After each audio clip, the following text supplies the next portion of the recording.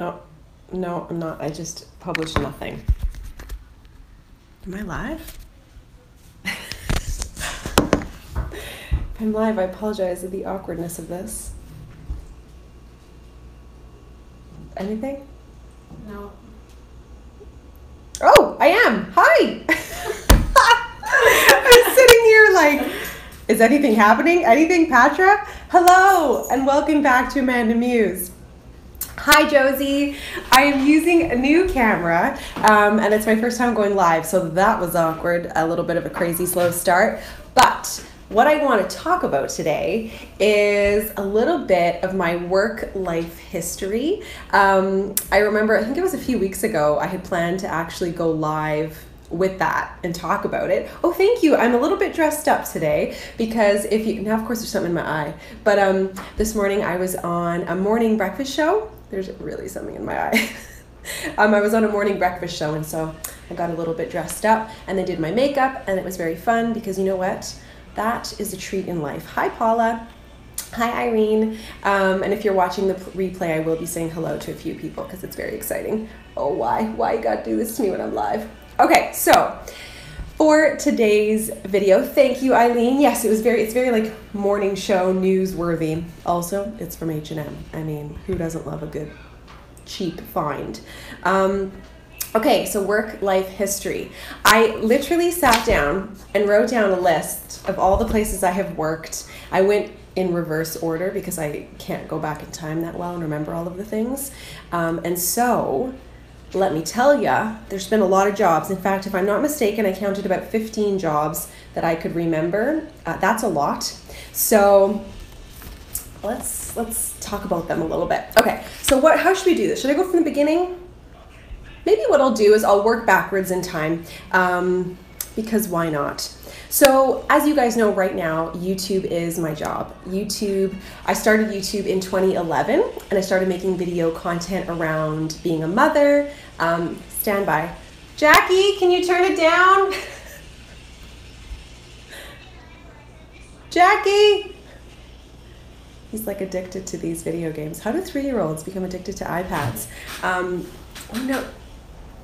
Patra, somebody? Can you turn it down for Jack? Thank you. Okay, and I will get to my studies. I will talk about what I studied. Jack's iPad's just out of control. Okay, so YouTube is now my job, but it didn't start out like that. I started as just a hobby, and I was creating content around being a mom and doing things like my baby's 7-month update, and actually those are absolutely adorable to go back and look at because it's amazing to have this marker of time when my kids were so little. So that's been really fun. So I started it many years ago, and then when I want to say about 2.5 years ago, I really started to realize that there is the potential to generate income from YouTube, from working with brands, and I started to really look into that, and fortunately have been able to partner with some pretty amazing people. Today's video is not sponsored, but you probably have seen some sponsored content in the past, and you'll see some in the future. And the beauty of YouTube, and perhaps being a creator in that sense, is the way that brands work with you is they treat you like a brand, and it's like a seamless connection, if you will. I partnered recently with a diaper company, and I've used those diapers for 5 years. And so it's pretty exciting when those types of opportunities come up, and I love what I do. So with that said, I did that for 5 years, and I'm still doing it now. And recently, I started a company with my business partner, Joanna from Nesting Story, and we started to realize that we were getting a lot of questions, just one-on-one, like, how do you do this? Or how do you create a blog for Joanna? Or how have you been making video content? And how do you go about doing all of that? Live, excuse me, had to burp. Classy. So together we realized, you know what? We were sitting at lunch one day, and we were talking about things that we could use and the help that we would have liked to have had over the years. And let me tell you, over that sushi lunch picked up at the grocery store, we decided to merge forces and start our own company and our own brand called STORYTIME & Co. which as you can see is actually like AmandaMuse and Nesting Story together. And we basically offer consulting, one-on-one consulting. We can help you from anything, how to start if you're just thinking about starting a blog or starting a YouTube channel, up to going in and doing a brand audit if you are an established channel or blog or company, because the information that we have and the information that we use to share your story online can be applied to a person, a blog, a YouTube channel, a company. So it's really versatile in that sense. And we want to speak at events, and we want to just really help encourage and uplift other people thinking about, you know, where I was 5 years ago, how beneficial it would have been to have had a service like that.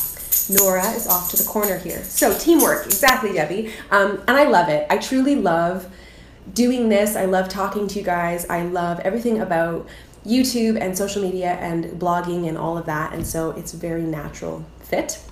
However, before all of this social media stuff, I was working a regular job, and I saw someone from Moscow is watching. Amazing. Hello.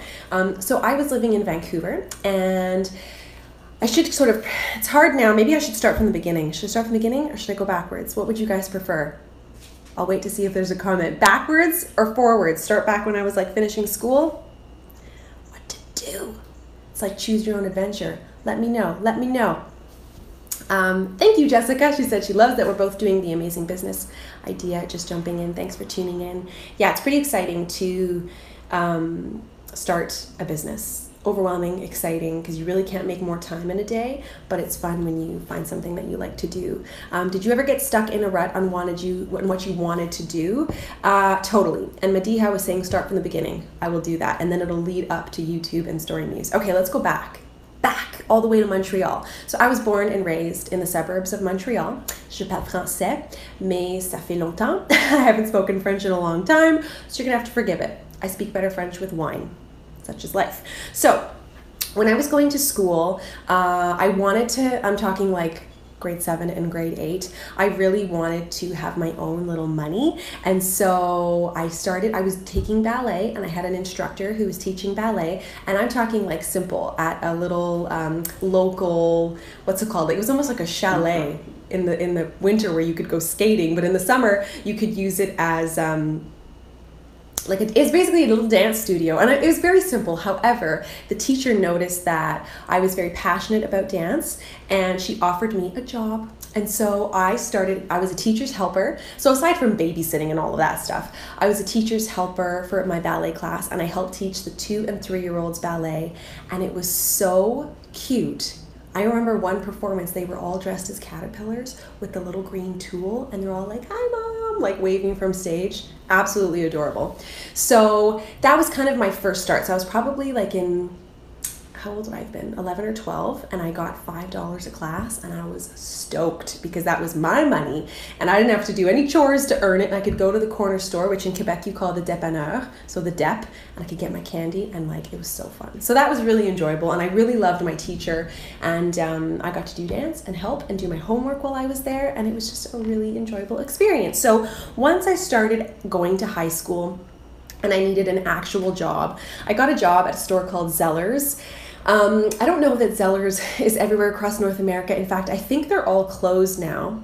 It would be comparable to Walmart, and I was a cashier, and I mean, those places can be very mundane, and if you're a cashier, you know what I'm saying, like it's long lines, and you're interacting with people, and it can be a little overwhelming, but I was probably the fastest cash closer of all time because I wanted out. It was like, I think we closed at 9. By 9:03, my cash was closed, and I was booking it upstairs to drop off my deposit. So nothing like a good motivating job. But it was great because I was able to, I probably worked 3 to 4 days a week, which in high school is a lot, and I probably did like 26 hours and up, which I don't recommend, truthfully, for a high school student. It is so much work. And you know what, then I didn't even have social media to distract me, so I can't even imagine how that would work now. So anyhow, oh, Zellers closed 4 years ago apparently. Yes. So there you go, it's all closed. Just like when Target opened in Canada and failed miserably. How could that, I come back to Canada and there was no Target. It was very sad. story for another day. So I worked as a Zeller's cashier, great experience, it provided me with income for school, or not for school, but just for social life. Like I remember I bought my own grad ring and I was very excited about that grad ring at the time. It was very trendy. And it just allowed me to have that money for social time. You know, I took the bus everywhere, so I needed a bus pass, so I was able to pay for that. And clothing that I wanted and eating out when I wanted. So it was very enjoyable in that sense. I was just maxed out and a bit of a stressed out young person because I had a lot on my plate for 17 years old, basically. So when I went from high school, which is about 16, 17, to Cégep, which is college in Quebec, so you do high school for 5 years, and then you go to Cégep for 2 years, and then you go to university for 2 to 3 years. So when I decided to go to Cégep, I went into natural science because I was a bit of a book, you know, I liked studying, and I was very smart, and so I thought, well, I'll go into science because I felt like it was going to open a lot of doors, and why not, right? So I go into science, and I start working at La Senza in the mall, and so the mall, obviously a bigger facility. It was great because it was where all the buses were, like, so I would come home from school and then go straight to work, and I worked a ton of hours, and so La Senza is a lingerie shop, and it was great. I mean, at like 17, 18, 19, I pretty much everything I spent, I put back into that store. So, you know. But it was really fun because at La Senza, it's all women. And so here I was working with a bunch of women, and we had so much fun. And there was like New York fries in the mall, so I'd get my poutine, and it was really fun. So I worked there for, I want to say, till I was 19. Yes. And then I was going to Cégep studying natural science, and I did it, and it was hard because if you think about what I do now, I am a pretty like outgoing person, and so to have that personality with a lab coat, doing science experiments in the lab and practicing algebra and doing all of this stuff, it's kind of funny. I'm like, I was totally in the wrong field. So here I was, about 19 years old.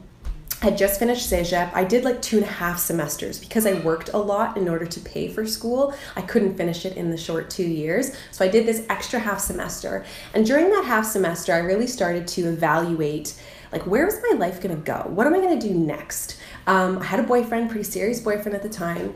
And I thought, like, am I gonna marry this person? Like, I don't know. I have all these big plans, and I wanted to travel, and I had all these things I wanted to do. And so I remember my dad and I are very close, and so I remember talking to him, and he had told me that my uncle was reading the paper, and he was reading the local paper, and there was an advertisement for flight attendants. So they were looking for flight attendants to come and work. And so I thought, well, that would be interesting. Now, in between all of this, I have done some modeling stuff. I didn't get paid a lot of money. In fact, I think I got paid very little money, like really taken advantage of. Gosh, this story, you start to realize all the layers. But there was a point where when I was quite young, there was, I had done this campaign with this company, and then they took my photo and put it on this huge billboard on the side of a ski mountain, but I never knew about it. And a boy that I was dating, I use that term loosely because I was like 15, but dating at the time, went skiing for the day and he was like, oh my God, you're on the side of a ski hill. So there were those I had that experience. Oh my gosh, and I totally forgot. I even forget how many jobs I've had. It's been more than 15. In high school, I also worked as a special extra on a show called Big Wolf on Campus, which was filmed in Montreal. Forgot all about this. That was really fun. So I was a cheerleader on the show, and it was really fun. And I made a ton of money for being that age, and I didn't save any of it, which is such a shame. But it was so fun because our school was like, yeah, just go. I was probably about 14, 15 when I was on the show, and it was a pretty neat experience to see the behind the scenes of how a show is put together, interacting with the crew, and it was pretty fun. I was very shy, but it was really fun. So I did that. Forgot about that for 2 years. Yeah, JC, she remembers the show. It was really fun, and I'm still in contact with one of the actors from the show, so life is funny. There was that. Forgot about that. Okay, so fast forward, I'm sitting in Montreal, and my dad's like, you should apply for this flight attendant job. I'm like, why the heck not? So I put together my resume, and I get my headshot and I get all of that stuff, and I send it in, and I get an interview. So I go in for this interview, and I was pretty much offered the job right away. They were pretty desperate for flight attendants, and what they do is they provided the training. So you would go, I think it was like a month of training, and then and it was every day, Monday through Friday for 4 weeks, and then you're put on line and in action, flying, all that stuff. So I did the training, and it was pretty intense because I had never worked a full-time job like that before. And so like they check your jewelry and making sure you're not wearing too much jewelry, and they check your wardrobe, and you have to be super coiffed and very put together, because as flight attendants, if you look at a flight attendant, they're a huge representation of the brand, and so they have to be in line with that. One thing I should mention is that there was another job that popped into my head. Right when I was quite young, I did one summer where I was a receptionist at a law firm downtown Montreal. Also very fun. Got to take the train to work every day. I've done a lot of work. It's kind of intense. Okay, where am I at? Flight attendant is only like number 4 on the list. Oh, okay, so I get the gig. I train in Montreal in the middle of winter. So I literally finish school in December. I do my training in January. By February, March, I have moved to Toronto. So my dad is living in Toronto. I said goodbye to the boyfriend. That was not easy for a 19-year-old girl to do. So I said goodbye to the boyfriend, and I moved to Toronto in this tiny little apartment, which is actually the basement suite of my aunt's current home. So if you were on Insta stories the other day where I was walking, I lived in that like little apartment. It was the best thing ever. It was the smallest apartment, and I loved every square inch of that place. And I had a roommate who was also a flight attendant, also from Montreal, and we moved there together. She's actually expecting her first child right now, so it's very exciting for her. So we lived there, and we worked, and we partied, and we had so much fun. That is also where I happened to meet my husband, my now husband. So I don't know how many months in that I met him, but I didn't work at that airline for very long because, quite frankly, it was a very, hi baby. Hello, you're so handsome. He got this haircut and I can barely handle it. Wait, oh, Jackie, oh. But, okay, where was I going? I got distracted. Oh, Jackie, wait. So, yes, working, flight attendant. I met my husband, we became friends, and then I realized that the industry wasn't for me. There were a couple of factors, like the first one, hi handsome. The first one is that I actually fell asleep in my car driving home from the airport because I was working at the Toronto airport and living in the beaches area of Toronto, and that is a pretty long drive when you're very tired, and night shift can be a little intense, and I literally fell asleep at the wheel when I was coming off the Gardner. And I felt my car go like whoop up on the side, and I opened my eyes and I thought, oh my gosh, like I didn't hit anybody, everything was safe, but I was very frightened. And my dad, from that moment, anytime I had a red eye or a really, really early flight, he would actually drive me. Like, how nice is that dad of mine? So that was pretty nice. But it just started to get too much, and I realized it wasn't my passion to be a flight attendant, and I just didn't see myself doing that forever. I know, look at this man stealing the show. He's so handsome. Don't push anything though, okay? Don't push nothing. So after I quit that job, I decided I was going to go back to school. And so I applied and I got into McGill in Montreal in food science. And then I also got into University of Toronto in forensic science. And I was like, well, this sounds fun. And so I took a job as a waitress in a bar. And that lasted a little bit, and then I realized I needed a little bit more money, so I took a job as in a tanning salon, so as like reception / technician in a tanning salon. So I had a very, very good tan for a long time. In between all of that happening, being a flight attendant, I also took I took a gig with the Toronto Argonauts, and so I was working as a cheerleader for 2 years, and this would have been like 2000 and what was it? I know we are matching. Hey, Jack. 2004, 2005, something like that. I need this. I'm trying to keep my notes. Can you read? What does it say? Zombie. So, yeah, okay, that would have been it. So Dean and I, of course, are dating all this time. I'm going to school. I'm not loving it, to be honest. I was very distracted. It wasn't my passion. Here I was immersed in chemistry and physics again, and it was hard. And so what do you do? He can see himself in the viewfinder here, so it's quite funny. I wasn't feeling it. Lo and behold, the airline we work for goes bankrupt. I'm no longer working for this airline, mind you, but Dean still is. Jobs in Canada in aviation are very sparse. So my sweet love heads off to Asia. I'm thinking, oh no. And so I'm living in Toronto, and we had this little discussion, and it was like, what do we do? Do I stay in Toronto and like say so long? We've probably been dating like a year and a half. Or do we, what do we do? And so I decided to sell everything I own and move to Vancouver. Hey, where's Dad? This little muffin. So I did, but I kind of did it a little bit sneaky. And in hindsight, it was my only option. But I don't know how much I want to tell this story. Maybe I'll save that story for another day. But anyway, I moved to, Jackie, whoa, microphone. I moved to Vancouver, and before I moved, I got fired from the tanning salon.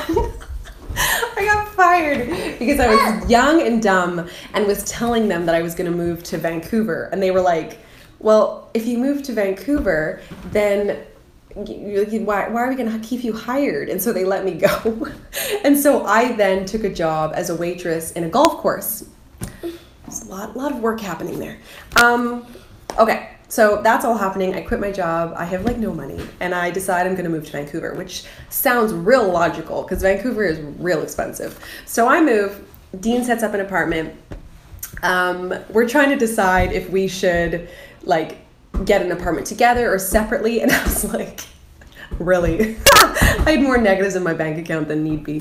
So here we are living in Vancouver. I was feeling a little bit overwhelmed. I can tell you more about that time in my life another point, but it was a little bit like, wow, I'm in a new city. I've never really moved that far, because if you think about it, I'm from Montreal, my family was there, then I moved to Toronto, my dad was there, and my aunt was there, but now I'm in like a brand new city, and I don't know anybody. Oh, don't scratch Mama too hard.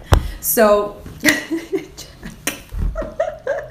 so I'm walking downtown Vancouver in the financial district area. I'm looking up at these big buildings. I'm like, I'm going to get a job in one of those buildings. Like, what am I wasting time for? I don't want to waitress. I don't want to do any of that. I'm going to get a job. So I go into this recruitment agency and I start inquiring about positions, and I get hired as their front desk reception. Great. It's going well, but I've got bigger plans. Here I am, bilingual. I'm living in a city where that could potentially be very helpful. And I'm like, by the way, I'm sorry if I've been talking forever. I've done a lot of work. But I basically start looking at the jobs that are on the listings, and I'm like, I could be making way more money and doing much bigger things. I just need to like sell myself a little bit. And so there was this person that kept calling and inquiring about a bilingual person to be hired as this administrator for their insurance company. And they could not find anybody, no, too loud, baby. They couldn't find anybody to take on this job. Whoops. And so finally, I was like, you know what? So I'm talking to this person who kept calling in, and his name is Dean, go figure. And him and I kept talking, and I finally said, just so you know, I can speak French. And he was like, what? I go, yeah. He's like, do you want to grab a coffee? I'm like, sure, what have I got to lose? So, and I had asked the company I was working for if they would consider me for the role, but they wanted me to stay with them. And I was like, I'm not so sure I want to be a recruiter, you know? So I go for coffee. I get offered, oh, Jackie, oh, Mama, that hurts. Where's Patra? Patra's downstairs, go grab her, sorry. That was hurting, that hurt. 38 pounds on my finger. Woo. So I think she's downstairs, go grab her. So I go for coffee with this person, and he's great, and the company is great, and now I felt bad because I didn't want to be disloyal to my current employer, so we chatted about it, and we worked out an arrangement where they kind of considered it like a deal, a negotiation or whatever. So I take on this new job. So here I am, administrator in this insurance company. We are almost done here. This was my very last job before YouTube, and so here I am, I get into this job, junior administrator, real basic. And probably a point I should mention is never sell yourself short. You know, there is so much potential for people, and you don't need to have every degree in all of man to do well in your life, sometimes people will give you opportunities based on your work ethic and your abilities. So here I come in as a junior administrator for an insurance company, pretty basic stuff, data entry, answering phones, speaking in French. So I start doing this. Well, then the company has a little bit of a change, and a manager leaves the organization. And I realized there was this opening and they couldn't quite fill it. And it was also very difficult to find French. So I was like, I can do the job. So I went to the person who had hired me and I was like, you should hire me for this management job. I would do amazing. I was going to say I would kill it, but I probably said that. I said I would be the best manager ever and you should take a chance on me. And they thought about it and they hired me for that job with a significant pay raise. And I was like, oh, you know when you get like good news and you just do like a little dance in the bathroom and your voice gets really high pitched? That's what happens to me. I have like this high pitched scream that comes out of me when I get real excited. So I get this job and I'm almost like laughing. I can't believe this is happening. Fast forward, I then get licensed. So I'm actually licensed in life insurance. So if you have any life insurance questions, I can help you. So here I am, licensed in life insurance, managing this team of administrators. And then the company goes through another change. And I then start working for both divisions in the admin team. And then, so here I go, I take over one small team, then I take over the whole admin team, and then I take over the admin team for across Canada. So now I'm managing the Vancouver team and the Montreal team. Fun fact, I got to take a couple business trips back to Montreal, which was super fun because it's quite expensive to fly across Canada. And so I got to go back and visit family and friends and also work, but it was really fun. It was just it was one of those places that was kind of advanced a little bit before its time. Like there was health and wellness benefits. I was very young and had all sorts of like health and dental and coverage. And so it was very comfortable to work there. That said, it was a very stressful job. Like I worked a lot. Overtime. Oh God, the overtime was like intense. I'm back. You're back. It was intense. So I did all of this and then we were working on this huge project. They were transitioning to go digital, basically. And so I helped manage, well, I wasn't project managing, but there was a lot of bits and pieces that I was helping the project manager with. And I started to think that maybe I would enjoy project management. And so I was thinking about that. And then Dean and I decided to get married like that. So we did, it was very quick. And then this project I'm working on started to come to an end and they offered me, so here it was like this division was coming to an end and so they sat with me and said like, would you like to go this way and stay with us and now take on this new element of our company and manage that? Or, you know, we don't want to work you out of a job, but your job has kind of come to an end. And would you believe I'm sitting there like 25 years old, making a lot good salary for a 25-year-old in Vancouver with limited experience. And I'm sitting there going, oh my gosh, they're giving me this massive job. What am I gonna do?